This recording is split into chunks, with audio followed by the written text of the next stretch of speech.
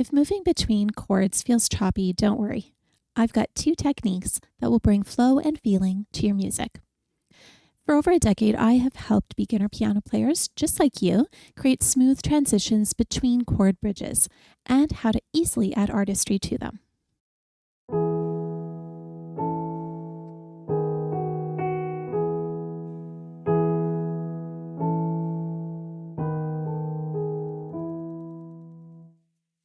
Now, you may not believe it, but this piece was composed for teen and adult beginner students.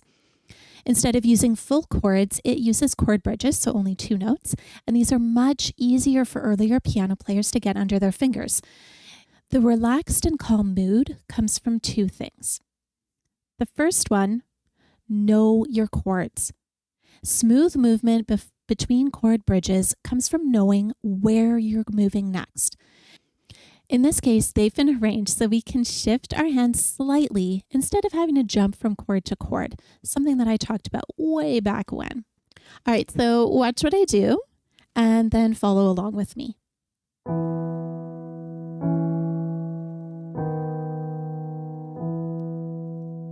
In this section, we're playing E and B, and then our bottom note stays the same, but we're going to shift up to this C sharp here. And then I tell my students, we're going to keep roughly the same hand position, but we're going to shift down to B and D sharp. And then our top note is going to stay the same, but we're going to go back to our original chord. Okay, if you need to, pause the video, try it out, then come back.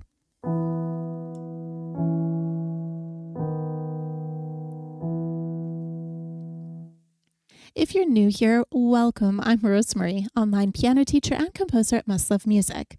To learn piano through creative exploration, like we're about to do in just a moment here, check out the link to join our studio in the description. Recently, I did an experiment with one of my students, and we're going to do that here. So we're going to play this just as we have.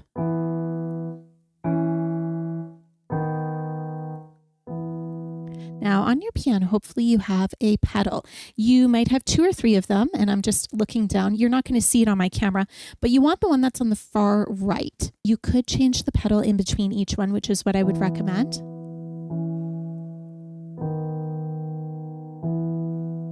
Pause the video, try it out with the pedal, and then come back. How does it change the mood? I feel like when we add the pedal, it creates a little bit more calm, a little more peace, almost a stillness to that moment. And while it still sounds good without a pedal, sometimes a simple thing like just adding that pedal can really help. 1, know your chords. 2, experiment with the pedal and see what it does. Now, this is another piece composed for teen and adult beginners, but this time the chord bridges are in the right hand instead of the left hand and with a very different mood. Comment below if those chord bridges were smooth or bouncy to your ear. Now, in our previous piece, we did 2 things. We looked ahead and we used the pedal. Now, we definitely want to continue looking ahead with these particular ones, but the pedal, not so much. So let's learn these right-hand chords for this particular section. We're going to have A and E and fairly high on the piano. So here's our middle C. So if you can imagine, you're going almost 2 octaves higher. A and E, and we're going to repeat it. Then we're going to play A and D. So our top note went down 1 note. Now E on the top and shift just to the black key. So I'm going to hold it for a second so you can see it. So we've got G sharp on the bottom, E on the top, and then let's go back to our home chord. Okay, try it with me, or if you need to, pause the video and then come back. So we've got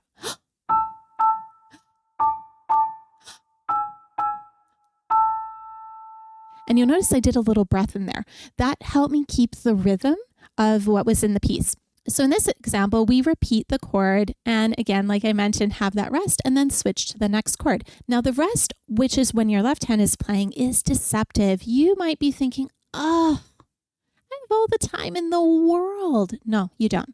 You really don't. This is when a fast, slow practice can work really great. You're quickly moving your hand into position, but you're not necessarily playing it. And that's actually exactly what you want to do when you're playing a piece like this, where it has that deceptive rest where you think, oh, I've got time. And then you realize, oh, no, I don't. All right, so we're going to practice it here. We're going to play our first chord. And notice I immediately moved my fingers to the second chord. I didn't play it, but I moved it. The first two chords, it's not going to be as noticeable, but let's try it. So what you didn't see is I lifted my pinky a bit and dropped my ring finger, my forefinger, so that I was in a position. Okay, from here, our second to third chord. Notice I played and immediately shifted, had that moment, and then I shift. You saw? Shift again.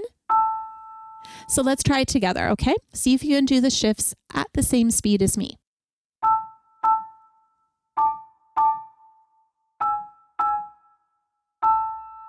Okay, if you need to pause, absolutely go for it. Did the chord bridge shifts get easier with this strategy? I'm going to guess, based on experience, probably yes. Can you sound great when playing chord bridges, even as a beginner? Yes, I mean, I think we proved that in this video, but there's a few things you need to keep in mind. First, you need to know where you're going for seamlessly moving between those chord bridges. Now, this could look like strategies using the fast, slow playing method or other strategies. The second is adding articulation. So this might be the smooth that we had at the beginning in our first example, or the bouncy version that we had in our second example, and it might even be using pedal. This allows you to add artistry to what you're playing. We want to move away from just the notes and add little things that really bring out the mood. Many beginner piano players don't realize little tweaks like this can make a huge difference in how their playing sounds. So you've learned how to sound like a pro as you play your chord bridges. But if you really want your playing to sound amazing, you need to bring out the artistry. And the best songs, they create an emotional response. On your screen now, I am sharing a video that will show you how to add mood and tone to your playing. Click that video to watch now.